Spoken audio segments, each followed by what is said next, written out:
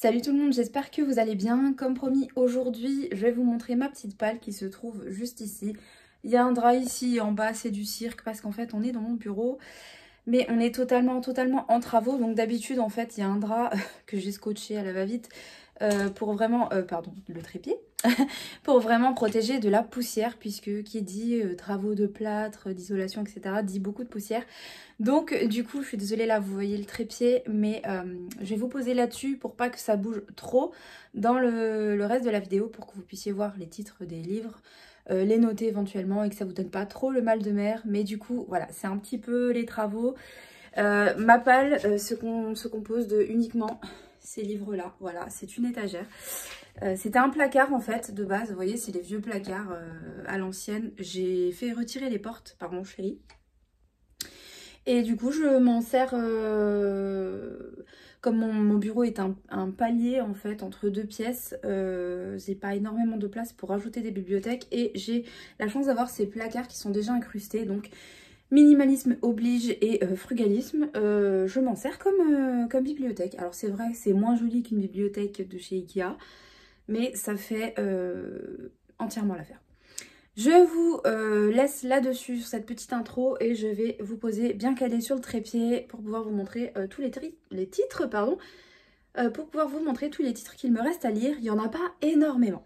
Donc voilà, on se retrouve du coup au côté étagère de pile à lire. Je vais vous montrer rapidement les livres que j'ai. Voilà, vous voyez, il n'y en a pas énormément, hein. J'ai fait beaucoup de tri.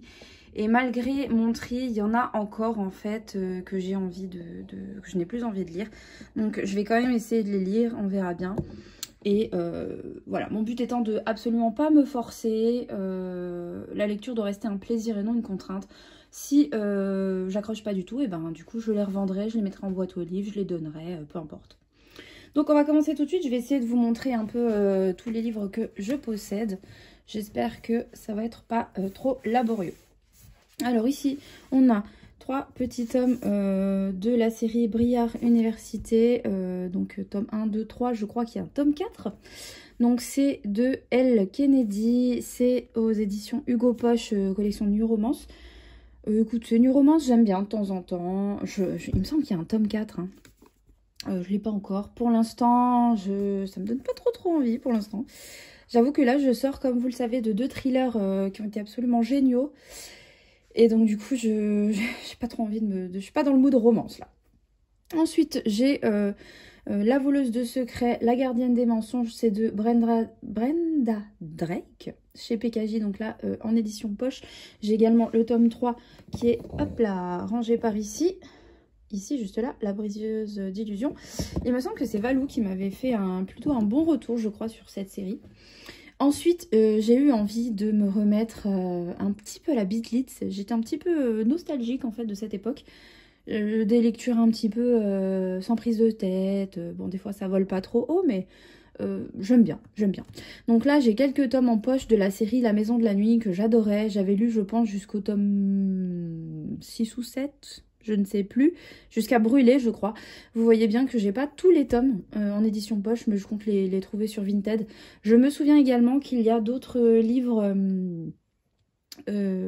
préquels ou des spin-offs, etc. sur Néphérite, je crois, de mémoire Néphérette, je crois. Il y a une déesse, il me semble, dedans, et il me semble qu'il y a plusieurs spin-offs de cette saga qui sont en semi-poche. Donc là, nous avons le tome 1 marqué, le tome 2 trahi, le tome 3 choisi. Après, je ne sais plus le nombre, enfin le numéro des tomes, c'est pas indiqué.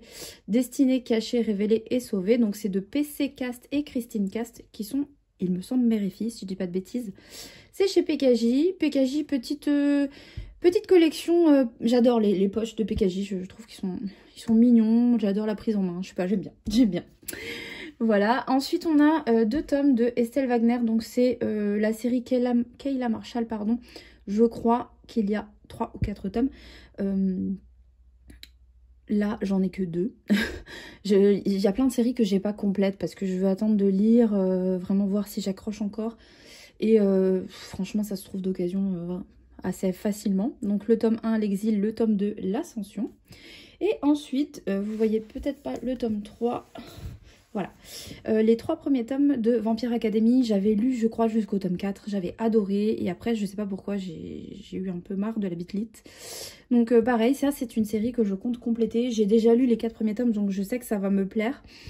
Donc pareil, ça se trouve très facilement en poche. Ici, c'est de Richel Mead et c'est chez Castlemore Poche. Donc Vampire Academy, c'est plus à présenter. Donc voilà un petit peu pour la bitlite. Ensuite, ici... Je crois que j'ai pas trop classé par genre, par type en fait de livres. Ici, c'est plutôt quelques thrillers. Donc on a La chaîne de Adrian McKinty. Donc c'est chez Le Livre de Poche. Marie-Jane Clark qui nous a écrit Si près de vous. Ça c'est une édition de poche je crois de France Loisirs. Celui qu'on ne voit pas de Marie Junes. Alors, je ne sais pas du tout comment on prononce. Marie Jungstead, chez Le Livre de Poche toujours. Chez France Loisirs Poche, thriller du coup, Le tueur intime de Claire Favant. Apparemment celui-là, il n'est pas tout à fait facile à lire. Il faudrait être, faut être un petit peu accroché, d'après ce que j'ai compris. Mon seul Olivier Norek de ma palle, c'est Impact de Olivier Norek, du coup chez Pocket. Bernard Minier, Glacé chez Pocket. Pourquoi Glacé de Bernard Minier? Parce que, vous le savez, je regarde beaucoup quand même de documentaires sur les faits divers. Et Glacé avait été un des livres qui a été lu par Xavier Dupont de Ligonnès avant son prétendu massacre. On n'oublie pas que tant qu'il n'a pas été jugé, il est entre guillemets présumé innocent. Après, on en pense qu'on en veut.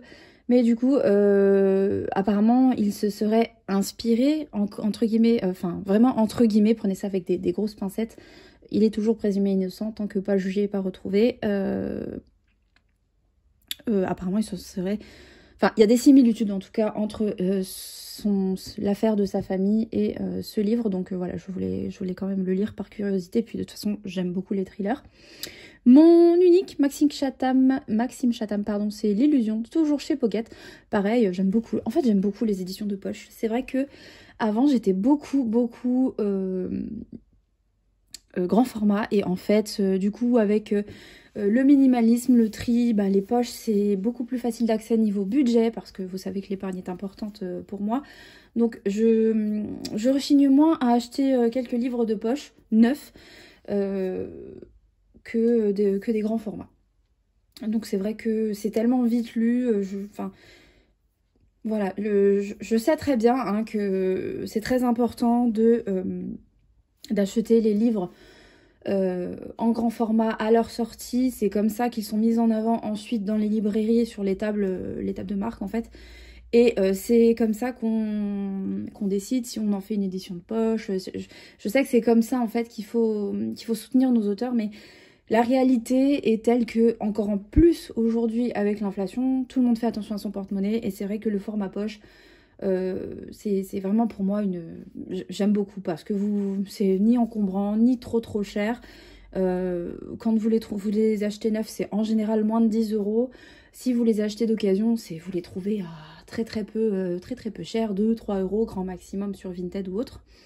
Vous pouvez en trouver plein dans les boîtes à livres, donc vraiment le format poche, moi j'adore. Ensuite, on a du fantastique un peu.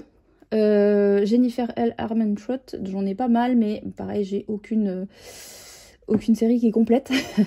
J'ai La Foudre et la Fureur. Alors là, je ne saurais pas vous dire de quelle, si c'est une nouvelle saga, si c'est un spin-off d'une saga existante, si ça fait partie de luxe ou pas, j'en ai aucune idée.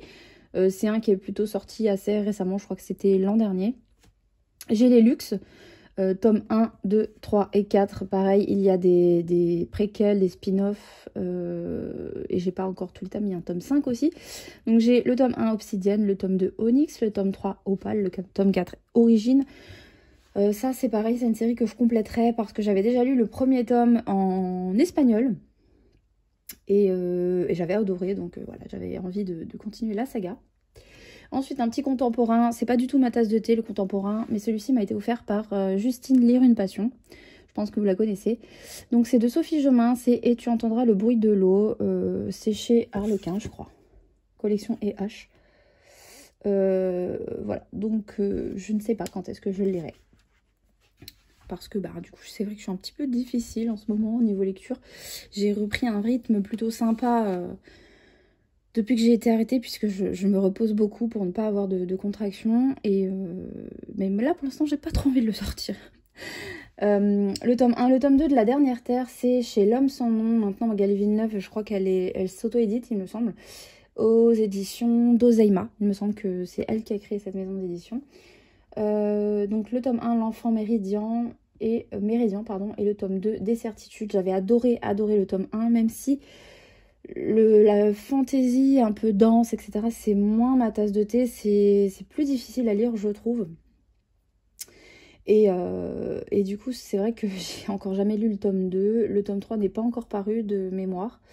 Mais c'est vrai que ça vaut le coup par contre. Si vous aimez la fantaisie, c'est vraiment très très bien. Les personnages sont vraiment géniaux. Il faudrait que je m'y remette en fait. Le tome 2, alors le tome 1 est ici, je sais pas pourquoi ils sont séparés. Ne me demandez pas, je ne sais pas. Je vous ai dit, c'est pas tout à fait rangé parce que je les ai vite mis là pour les travaux. Donc ici, on a aux éditions Boss d'Odor Baptiste Périot qui a écrit Iliot, tome 2, Le Matava, et le tome 1 est ici, Le Pays des Ténèbres. Le tome 1 et le tome 2 du Noir et ma couleur. J'avais lu le tome 1 que j'avais adoré, pardon, j'avais pas continué. Et il me manque 3 tomes, je crois qu'il y a 5 tomes. C'est de Olivier Gay, c'est chez Rajo, il me semble. Et j'adore cette édition un petit peu foil, comme ça, c'est super beau. Il faudrait que je me trouve les autres tomes avant qu'ils soient plus disponibles. Je crois qu'il y a 4 ou 5 tomes, je sais plus de mémoire. Ensuite, très très vieille collection qui a fermé depuis, je crois que c'était Harlequin, collection d'Arkis, quelque chose comme ça, je ne sais plus. Je peux dire des bêtises, hein, donc corrigez-moi s'il faut. Donc c'est 3 tomes, une trilogie de Mélissa Darnell, Le Baiser Interdit, le tome 1, Mortelle Attirance, le tome 2, et Ultime Sacrifice, le tome 3. Là, on est vraiment bien dans la biblite, hein. Ensuite, 2 petits thrillers polars. Ici, c'est de Jérôme Loubry, le 12e chapitre, chez France Loisirs, quand j'étais encore abonnée. Le hibou de Samuel Björk, ça c'est un tome 2, mais je pense que, s'agissant d'enquête, je pense qu'on peut peut-être le lire éventuellement indépendamment du premier tome. Je vais vous tourner un petit peu pour passer à la suite. Hop. Ensuite, un autre thriller polar, je ne sais pas trop. À bout de nerfs de James Barnaby. Ça, c'était un livre pareil de chez France Loisirs. J'avais aimé le pitch, mais je ne l'ai toujours pas lu. Ensuite, on a 2 tomes de Kathleen Duet. Il me semble que ça, c'est une duologie. Il me semble que ce sont les deux seuls tomes de chez Castelmore. Donc, le tome 1, L'épreuve. Le tome 2, Le choix. C'est la saga Le prix de la magie. Iliot, on a déjà présenté. Ensuite, ça, c'est un concours que j'ai gagné aux éditions Pygmalion. Très, très sympa. D'ailleurs, ils m'ont envoyé ça hyper rapidement. L'ombre des autres de C.J. Tudor et La disparition d'Annie Thorne de C.J. Tudor toujours. Ensuite, ça, c'est la collection électrogène de chez Gulfstream. Donc là, c'est La boiteuse de Françoise Gérard ou Grard. Je ne sais pas exactement comment on prononce, je suis désolée. Je dirais Gérard peut-être. En tout cas, voilà, il m'avait été offert, je crois, par ma copine Chloé. Je l'ai toujours pas lu, pourtant il est très très court. Et je sais pas pourquoi il est toujours là. Ensuite, un livre plutôt très très récent. Guillaume Musso, Angélique, aux éditions Calman Lévy. Ça, c'est un prêt. C'est moi qui l'ai offert à ma belle-mère. Du coup, c'était pour, je crois, Noël ou son anniversaire, je ne sais plus. Et du coup, elle l'avait déjà lu et elle me l'a filé pour que je puisse le lire. La fille de Brooklyn, que j'avais commencé et en fait, j'accroche pas du tout. Il est en pause, je suis pas certaine de le finir un jour. Tueur de princesse de Andreas Faure, c'est chez Prisma. Je l'avais eu dans... Ça fait très très longtemps qu'il est dans ma palle. Je l'avais eu dans une box Once Upon a Book.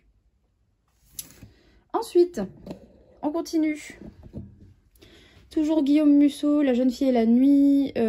Toujours pas lu. Aux éditions Calman Lévy.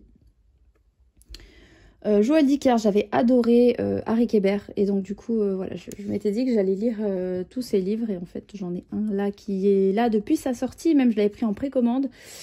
Et en fait, je l'ai toujours pas lu. Donc c'est La disparition de Stéphanie Meller, pardon, aux éditions de Fallois. C'était une prévente chez France Loisirs. Un petit thriller, La fuite de C.L. Taylor. Édition France Loisirs aussi, il me semble. Celui-ci, on l'a déjà vu, c'est le tome 3 de La voleuse de secrets.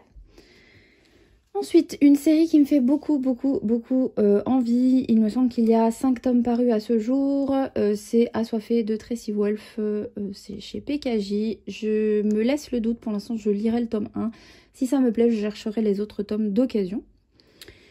Ensuite, les 3 tomes d'Evernight. J'ai le tome 1 en cours. Je vous avoue qu'après les 2 thrillers ados que j'ai lus et pour lesquels j'ai eu des gros coups de cœur, j'ai un peu de mal, c'est un petit peu simplet, c'est prévisible, bon, c'est pas, on leur demande pas grand chose non plus, mais bon, j'accroche un peu moins, mais ça se lit vite, ça passe le temps on va dire, je sais pas, si je continuerai la série, je verrai à l'issue du tome 1, donc c'est de Claudia Gress chez Pocket Jeunesse, et je crois qu'ils viennent de sortir tout juste là en poche. Ensuite, on a le tome 1 et le tome 2 de Nil, j'ai le tome 3 un peu par là, je sais pas pourquoi ils sont mélangés, j'en ai aucune idée. Je pense que j'ai fait plutôt par format. J'avais adoré le tome 1 de Nil. Et puis j'avais mis du temps à trouver d'occasion les autres tomes. Donc les 2 tomes là sont en grand format. Le 3e tome est en poche. Ensuite, ici c'est plutôt le développement personnel, on va dire. Ici j'ai un super beau livre que m'avait offert ma soeur en fait. Moi j'adore Gorgeous Santoro, j'aime beaucoup, et elle l'avait acheté en Espagne, donc il est en espagnol, et c'est des petits poèmes, etc. Mais il est surtout très beau pour ses illustrations. Plein de poussière, évidemment, puisque nous sommes en travaux. Ici, on a quelques magazines. Ici, j'avais acheté parce qu'il y avait Max Skies en couverture, et bah, évidemment, j'aime bien me renseigner sur les faits divers. Ici, ce sont des livres, des magazines qui n'ont rien à voir. C'était mon ancienne commune où j'habitais avant. Il y a ma fille, en fait, dedans. Quand elle est née, en fait. Elle est passée au journal de la commune. Un vieux exemplaire de lire Harry Potter. Je ne l'ai toujours pas lu. Le numéro 449, c'était un hors-série spécial Harry Potter. Donc, voilà, j'ai toujours pas lu. Ensuite, on a deux magazines Society sur Xavier Dupont de Ligonnès. Ceux-là, je les ai lus, évidemment. Et voilà, on a appris beaucoup de choses sur l'enquête, notamment sur sa vie. Ensuite, un livre prêté par ma copine Chloé. Donc, c'est Les Cocottes. Je crois que c'est sur la parentalité, surtout sur la maternité, on va dire. Donc, voilà, il faut que je le lise également. Et dans le même genre, le premier magazine des maternelles, qu'il faut que je lise également. Ensuite, on a beaucoup de développement personnel. Alors, on a Réfléchissez et devenez riche de Napoléon Hill, c'est chez J'ai lu bien-être. Ensuite, on a Imparfait, libre et heureux de Christophe André. C'est chez Odile Jacob, je suppose. Ensuite, on a 21 jours sans se plaindre de Will Bowen, c'est chez Pocket. Le courage d'être libre de Guy Finlay, c'est chez Pocket. L'équation du miracle de Hal Elrod, c'est chez Pocket. J'avais lu déjà le tome sur le Miracle Morning. Il faudrait que je le relise d'ailleurs. Tu vas tout déchirer de Jen Sincero, c'est chez Marabout Poche. Ta vie en mieux, développement personnel. J'avais beaucoup aimé Tu vas t'en mettre plein les poches. L'art des listes de Dominique Leroux. Dominique Leroux qui est très connu dans le minimalisme, la simplicité, etc. Pareil chez Marabout. J'aime beaucoup cette collection chez Marabout. Ensuite, vous avez l'immense pouvoir de changer votre vie de Chantal Rialan chez Marabout. Celui-ci et Le courage d'être libre, pardon, sont des livres que j'avais trouvés en boîte aux livres. Ensuite, Savoir économiser, la méthode pour dépenser moins et consommer mieux de Marie-Paul Doucet. C'est chez Marabout. Marie-Paul Doucet, je crois qu'elle a animé une émission justement sur l'épargne. Enfin, sur l'économie en tout cas. Et écoutez, j'ai déjà trouvé mon système d'épargne, mais j'aime bien toujours me renseigner, lire des choses à ce propos. Ici, on a les 4 accords Toltec de Don Miguel Ruiz et le 5e accord Toltec, Don Miguel Ruiz et Don José Ruiz. Je ne connais pas cette maison d'édition, mais j'ai pas envie de les sortir, je vous avoue.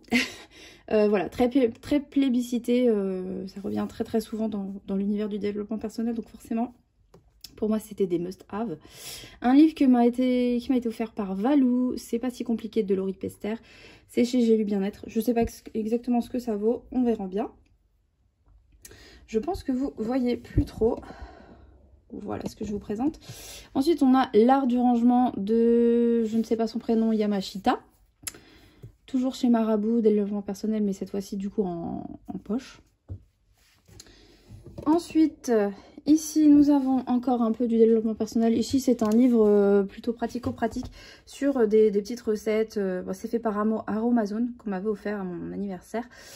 C'est des petites recettes plutôt pour faire des produits d'entretien, etc. Plutôt naturels, avec peu de produits. Urgence or not urgence, c'est de To Be or Not To Be. C'est un médecin urgent des urgences pédiatriques, il me semble. C'est chez First Edition et j'avais acheté ça pour ma fille. J'ai toujours pas lu parce que une fois je l'avais emmenée aux urgences parce qu'elle avait 41 de fièvre.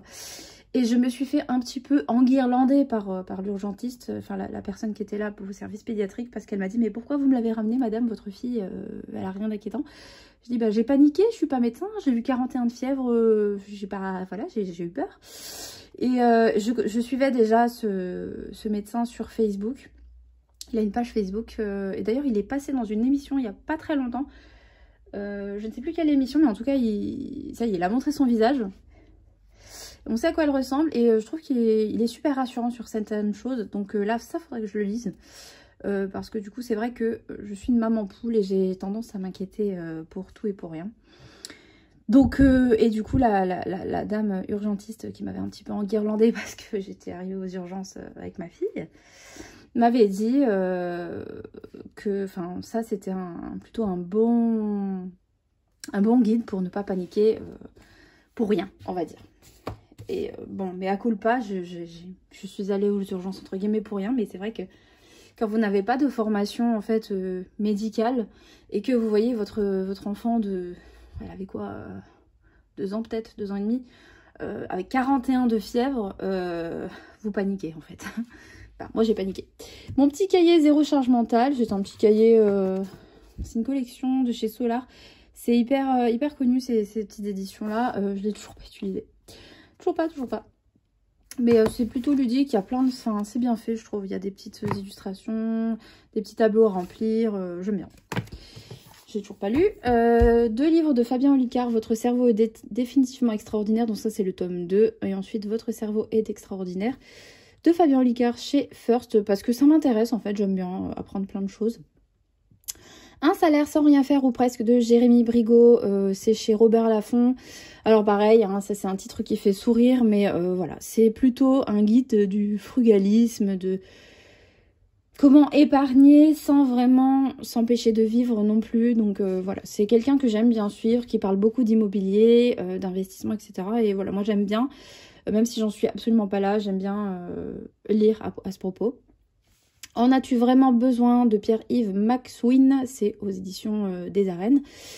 Pareil, très plébiscité dans le minimalisme, pareil, je voulais me faire mon avis. Celui-ci, je l'ai eu lors d'une commande groupée sur Vinted, il me semblait pas mal. Il suffit d'une rencontre pour changer de vie, donc c'est chez Alizio. On continue avec un livre qui est très connu, c'est Père riche, Père pauvre de Robert T. Kiyosaki. Je ne connais pas la maison d'édition. Voilà, très plébiscité dans le monde de l'investissement, etc. Pareil, je suis curieuse. La semaine de 4 heures de Timothy Ferris, un peu controversé ce livre-là, mais pareil, je voulais faire mon avis. Un livre qui m'a été offert à mon anniversaire dernier, je crois, ou à Noël, je ne sais plus, par ma copine Chloé, How to English, donc de Adam David Broughton. C'est un livre complètement en anglais, mais qui était plutôt accessible, du coup, voilà, j'avais envie de m'y mettre un petit peu. Faire plus avec moins, qu'il faut absolument que je sorte de ma pile à lire très bientôt, de ma chère Vicky Payer, que j'adore suivre, j'aime beaucoup ce qu'elle fait. C'est une des personnes qui m'inspire le plus, je trouve, niveau minimalisme et niveau frugalisme, etc. Comment investir en immobilier locatif, livre formation de Daniel Vu. Ensuite, dernière pile, ici tout en haut, nous avons Guillaume Musso, Demain, Central Park et Je reviens te chercher, tous les 3 dans les nouvelles éditions de chez Pocket, qui sont très sympas. Ce sont 3 livres qui sont à ma belle-mère, qui me les a prêtés pour que je les lise. Je sais pas quand je le ferai parce que j'accroche pas beaucoup au Guillaume Musso que j'ai commencé. Du coup, je suis un petit peu réfractaire à ces livres-là. Ensuite, le tome 3, comme je vous disais, de La colère de Nil, du coup en édition poche de chez PKJ, c'est écrit par Lynn Matson. Ensuite, une petite trilogie de Ilona Andrews, je ne sais pas exactement quel est le tome 1, tome 2, tome 3. C'est aux éditions J'ai lu pour elle. C'est de la Bit.ly, je crois. L'étincelle sous la glace, de feu et de braise et entre les flammes. Ensuite, on a un petit thriller, Une fille parfaite de Marie Kubica. Marie Kubica, voilà. C'est chez HarperCollins Poche. Je l'avais eu dans une cube. Ah, j'avais dit que j'avais qu'un seul Olivier Nourrer. C'est faux. J'ai donc Impact et j'ai aussi Surface, du coup, c'est chez Pocket. Je ne sais absolument pas s'il faut les lire indépendamment, si c'est une série, etc. Il faudrait que je me regarde ça sur Livre Addict. Et on termine bientôt, en fait, avec les 6 tomes de la saga Né à minuit en poche chez Michel Lafon, je crois. Pareil, j'aime beaucoup ces éditions-là. J'en avais beaucoup avant, quand j'étais un peu plus jeune, adolescente, j'en avais beaucoup de cette édition-là. De CC Hunter, je sais qu'il y a une série spin-off, je crois, qui s'appelle Renaissance, qui a l'air pas mal aussi, mais pour l'instant, je veux lire ceux-là. J'avais lu le tome 1 il y a très longtemps, et pareil, je n'avais pas continué. Et enfin, le dernier livre arrivé dans ma pile à lire, c'est un livre qui m'a été offert pour le Secret Santa de mon boulot, en fait. On m'a offert donc le Sanatorium de Sarah Pierce, Vous ne voudrez pas le quitter jusqu'à ce qu'il soit trop tard, chez Le Livre de Poche. C'est un thriller, par contre, je crois que c'est pas le tome 1, il y a plein de poussière. Oh là là, mon livre est plein de poussière. C'est pas le tome 1, je crois, mais c'est une enquêtrice qu'on suit, donc il faut que je regarde si ça se lit indépendamment. Donc voilà, vous avez vu toute ma pile à lire. Donc vous voyez, il n'y en a pas énormément, même si pour moi, maintenant, dans le minimalisme, ça fait beaucoup. J'aime plus avoir autant de livres à lire. Voilà, ça me perturbe, j'ai du mal à en choisir un. Du coup, je préfère en avoir beaucoup moins, ça prend moins de place. Enfin voilà, c'est mon truc à moi maintenant. Toujours dans le but de m'inscrire à la médiathèque très bientôt. Et pouvoir du coup économiser un peu plus sur le budget livre. Tout en me faisant plaisir et en continuant à lire. Voilà, c'est fini pour cette partie où je vous présente ma palle. Je vous retrouve tout de suite sur mon bullet journal spécial livre. Donc voilà, on se retrouve dans le salon pour vous montrer un petit peu mon bugeot livresque. Je vais pas vous montrer le début, je pense que ça fera l'objet d'une autre vidéo. C'est plutôt un cahier de brouillon qui suit un peu mes envies, mes folies un peu livresques. Il y a des trucs un peu parfois que j'ai pas suivis, donc bref, c'est pas le sujet du jour aujourd'hui. Si ça vous intéresse, je vous montrerai, même si j'en suis qu'au début. Hein. Donc j'ai listé, après vous avoir montré toute ma palle, j'ai listé toute ma palle. Et comment vous dire que on est plutôt à pas mal de pages. Je vais y arriver. Hop, hop. Hop. Et on est rendu à 107 livres. Donc en vert, ce sont ceux que j'ai déjà lus. Donc il y avait meurtre, mode d'emploi. Voilà, j'ai mis la date. C'est simplement listé comme ça, tout simplement. J'ai pas mis les auteurs, j'ai juste mis les titres. Parce que flemme. Et puis je sais de... Enfin, j'ai beaucoup de livres, mais j'en ai pas autant pour oublier de quel... Enfin, en fonction du titre, je vois de quel livre il s'agit. Si vous entendez du bruit, c'est Silver qui se balade. Ouais, donc 107 livres. C'est encore trop, à mon humble avis. Si vous voulez savoir ce que c'est, mon bullet de journal, c'est un Leuchtturm, tout simplement 1917. Voilà, tout simplement de couleur bordeaux. Voilà, c'est tout. Donc ouais, 107 livres, il y a de quoi faire le challenge pour terminer ma palle et enfin m'inscrire à la médiathèque. Donc du coup... let's go hein. Si vous avez des livres que vous avez déjà lus selon la palle que je vous ai présentée et que vous voulez me dire absolument sors-le de la pile à lire, il faut absolument que tu le lises, n'hésitez pas, ça me motivera peut-être. Je vous laisse ici, n'hésitez pas à me laisser des petits commentaires, me dire ce que vous pensez du nombre de livres que j'ai encore à lire. Je savais que c'était une petite centaine qui me restait à lire, mais pour moi, c'est beaucoup trop. C'est encore beaucoup trop. J'ai envie d'épurer un peu tout ça. Donc, du coup, voilà, on va lire au maximum pendant le temps que j'ai avant l'arrivée de bébé et de bébé 2, parce que j'ai mon grand bébé qui est à l'école. Et puis voilà, n'hésitez pas, je vous lis toujours avec plaisir et je vous réponds toujours avec plaisir également. À bientôt pour une nouvelle vidéo, salut!